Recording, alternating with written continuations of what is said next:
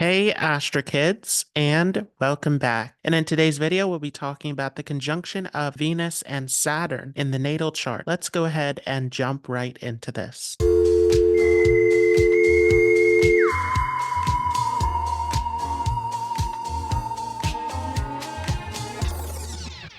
So firstly, what do you need to interpret the conjunction of Venus and Saturn? Well, definitely you want to see this in your D1 Rashi chart. To see this from the natal chart position is extremely important. You also want to see this in your D9 Navamsa chart, as this will give you the strength of this planetary conjunction. Along with this, it's important to see which sign this is placed in, which element is this conjunction occurring in, and which house placement is this in as well. Another important thing to consider is that the results of this conjunction can differ if you have other planets that are conjoined with this, or if this conjunction is receiving an aspect from other planets in the chart. So let's go ahead and take a look at the planets in this conjunction. So what does Venus represent? Venus is a planet of beauty, of love, of enjoyment. It is all about experiencing the pleasures of life, all the things that make us happy, that make us feel comfortable. Venus rules over the arts, over music, the entertainment industry. Venus is all about childbirth, reproduction, love, relationships, marriage. It represents the wife in a male's chart as well. Venus also represents all the luxuries and wealth, and so this is a very auspicious planet in the chart. Along with this, Venus is a watery planet representing our emotions and healing abilities, and Venus is associated with the occult knowledge as well. So what does Saturn represent? Saturn represents our past life karmas, specifically the difficult karmas that we've accumulated in our past life experience, that we're here to learn and to heal through in this lifetime. So Saturn definitely is going to indicate any sort of delays, obstacles, frustrations, anxiety in our lives as well, particularly at a young age, as the maturity of Saturn is around 36, where some of those karmas start to relieve themselves after the age of 36. Saturn definitely represents loss, of suffering, sorrow, discontentment in our lives as well. But Saturn also is a very positive planet in terms of giving us long-lasting results, specifically when we put in the effort, when we have persistence, patience, diligence, discipline. This becomes extremely important. Saturn also demands that we're ethical, that we're honest, that we are doing the right actions in life. This becomes very important. So what happens then when Saturn is conjunct with Venus? Well, definitely this is a challenging